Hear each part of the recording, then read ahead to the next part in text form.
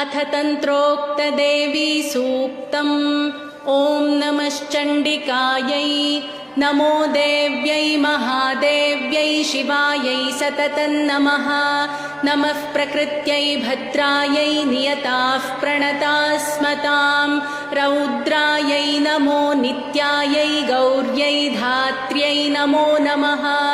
ज्योत्स्नायै चेन्दुरूपिण्यै सुखायै सततं नमः। कल्याण्यै प्रणतां वृद्ध्यै सिद्ध्यै कुर्मो नमो नमः। नैऋत्यै भूभृतां लक्ष्म्यै शर्वाण्यै ते नमो नमः। दुर्गायै दुर्गपारायै सारायै सर्वकारिण्यै ख्यात्यै तथैव कृष्णायै धूम्रायै सततं नमः। अतिसौम्यातिरौद्रायै नतास्तस्यै नमो